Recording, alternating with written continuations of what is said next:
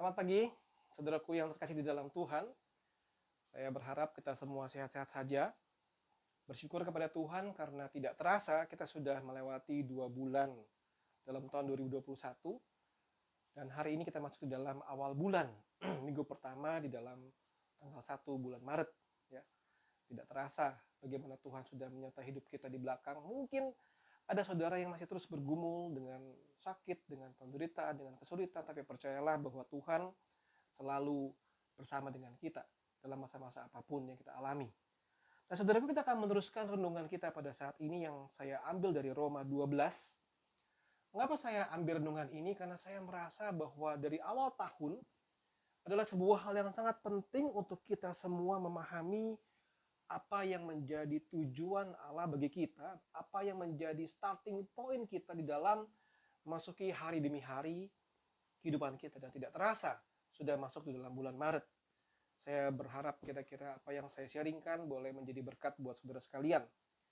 Kita teruskan pembahasan Roma 12 ayat yang pertama dan yang kedua. Saya bacakan ayat yang kedua saja pada saat ini. Demikian firman Tuhan.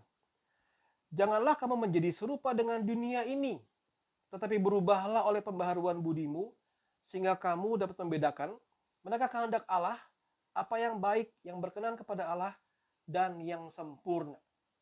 Nah, tibalah kita pada satu pembahasan yang menjadi satu tema yang orang seringkali bergumul seumur hidup mereka, yaitu bagaimana saya bisa memahami kehendak Allah. Bagaimana saya bisa memahami apa yang Tuhan mau untuk kita. Nah, di dalam kitab Roma, kalau saudara sekalian mengikuti dari Roma 11, ayat yang 36 dan seterusnya, sudah ada satu urutan yang sangat jelas sekali. Ya, saya sedikit review buat saudaraku sekalian. Roma 11 ayat yang 36, kita berbicara soal segala sesuatu itu dari Tuhan, oleh Tuhan, untuk Dia juga, untuk Tuhan juga. Dan itu memberikan sebuah konklusi bahwa bagi Dialah kemuliaan sampai selama-lamanya. Nah, ayat yang pertama Roma 12 berkata, karena itu mari mempersembahkan tubuh kita sebagai persembahan yang hidup, yang kudus, yang berkenan kepada Allah. Mari jangan jadi sama dengan dunia ini. Mari kita berubahlah oleh pembaharuan budi. Transformasi hidup. Ayat yang kedua, sehingga apa? Engkau bisa membedakan kehendak Allah, apa yang baik, apa yang berkenan kepada Allah, apa yang sempurna. Jadi secara sederhana kita bisa melihat bagaimana saya bisa memahami kehendak Allah kalau saya sudah mengalami transformasi hidup. Bagaimana saya bisa transformasi hidup? Karena itu tuntutan yang Tuhan minta untuk kita, mempersembahkan hidup kita kepada Tuhan. Dan bagaimana itu mungkin? Itu mungkin karena apa? Segala sesuatu dari Dia juga adanya. Maka semua adalah anugerah Tuhan semata-mata. Nah, dalam waktu yang singkat, 5 menitan ke depan, saya akan mengajak kita coba pikir bagaimana saya bisa memahami kehendak Allah. Saudara sekalian, itu sama juga dengan bagaimana seorang ciptaan bisa mengerti penciptanya. Sama juga dengan pengertian bagaimana sebuah benda, ambil contoh sebuah jam tangan, bisa memahami si pembuat jam tangan itu. Which is sebetulnya impossible. Bagaimana seorang anak kecil umur 2 tahun bisa memahami apa yang orang tuanya kehendaki. Itu juga sebetulnya almost impossible. Hanya bisa mengira-ngira saja. Nah, saudara sekalian, kita lihat Ulangan pasal 29 ayat 29. Ini sebuah pembahasan yang sangat serius sekali yang membuat kita boleh makin mengerti firman Tuhan. Ulangan 29 ayat ke-29. Hal-hal yang tersembunyi ialah bagi Tuhan Allah kita. Tapi hal yang dinyatakan ialah bagi kita dan bagi anak-anak kita sampai selama-lamanya. Supaya kita melakukan segala perkataan hukum Taurat itu. Taurat ini. Jadi ada hal-hal yang tersembunyi bagi Allah. Ada hal-hal yang dinyatakan bagi kita. Jadi puji Tuhan, kita tidak mungkin bisa memahami pencipta kita. Tidak mungkin bisa mengerti pola pikirnya, tidak mungkin bisa mengerti kehendaknya, kalau bukan Dia yang lebih dahulu membuka dirinya kepada kita. Nah, untuk itu ada 2 hal yang mungkin saudara juga pernah dengar sebelumnya.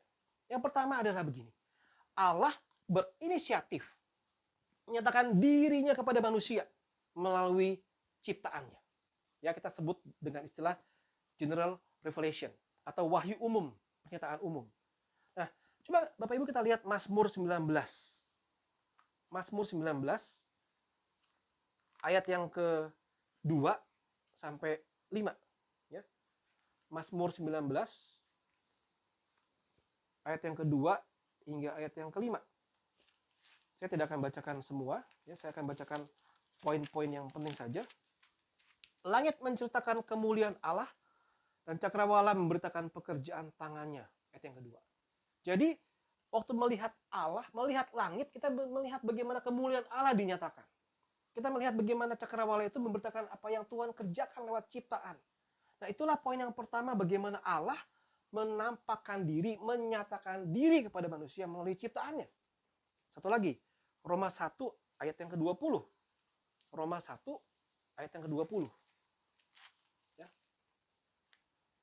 Roma 1 ayat yang ke-20. Saya bacakan. Sebab apa yang tidak nampak daripadanya, yaitu kekuatannya yang kekal dan keilahiannya, dapat nampak kepada pikiran dari karyanya sejak dunia diciptakan, sehingga mereka tidak dapat berdalih. Sudah nampak kepada pikiran dari karyanya sejak dunia diciptakan. Jadi waktu Allah menciptakan dunia ini, Allah sudah menyatakan dirinya kepada kita.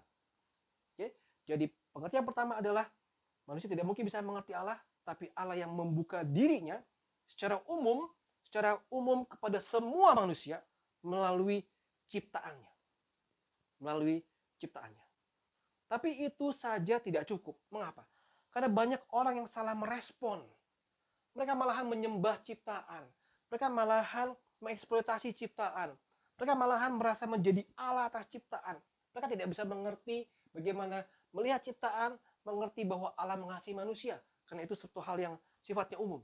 Sehingga ada yang kedua, yaitu special revelation, pernyataan khusus. Kita buka Ibrani pasal 1. Ya. Ibrani pasal 1, ayat 1 sampai yang keempat. Saya bacakan buat saudara sekalian.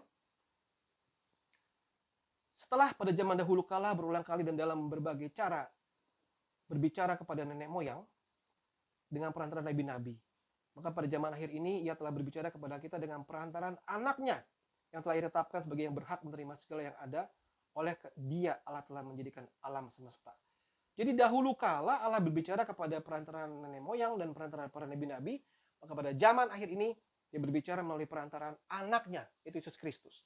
Sehingga kita mengerti bahwa pernyataan khusus adalah pertama melalui Yesus Kristus. Dia adalah gambar jelas-jelas Allah tunjukkan kepada manusia, ini loh, engkau mengenal Yesus, engkau mengenal Bapa. Dia berbicara, dia berkhotbah, dia melayani, dia menyembuhkan orang sakit, dan banyak hal yang dikerjakan. Itu adalah hal khusus yang diberikan kepada manusia, sehingga manusia bisa mengenal siapa Allah. Lalu yang kedua, yang terakhir, 2 Timotius 3 ayat 16. 2 Timotius 3 ayat 16 berkata, segala tulisan yang diilhamkan Allah bermanfaat untuk apa? Mengajar, menyatakan kesalahan, memperbaiki kelakuan, dan mendidik orang dalam kebenaran. Mengapa perlu yang kedua ini? Karena secara fisik Yesus sudah tidak bersama dengan kita. Ya, tetapi kita melihat bahwa puji Tuhan, ada tulisan yang diilhamkan Allah, ada firman Tuhan yang membuat kita bisa memahami kehendak Allah. Baca firman bisa mengerti kehendak Allah. Firman Tuhan mengajar kita, firman Tuhan menyatakan kesalahan kita, firman Tuhan memperbaiki kelakuan kita, firman Tuhan mendidik kita di dalam kebenaran. So, apa respon kita sebagai manusia? Saya tidak mungkin mengenal Allah, tidak mungkin mengerti kehendak Allah, tapi saya bersyukur kepada Tuhan karena saya bisa melihat semua yang Allah nyatakan di dalam firman Tuhan. Saya bisa memahami isi hati Tuhan lewat firman Tuhan. Saya disentuh oleh Tuhan. Yesus Kristus mati bagi saya. Special revelation buat saya. Saya mengenal siapa Allah. Dan tugas kita saat ini adalah, untuk saya mengenal Allah, sungguh-sungguhlah cari pimpinan Tuhan. Cari kehendak Tuhan. Baca firman Tuhan. Setia kepada Tuhan. Kiranya Tuhan menolong kita sekalian buat renungan singkat ini. Tuhan memberkati kita.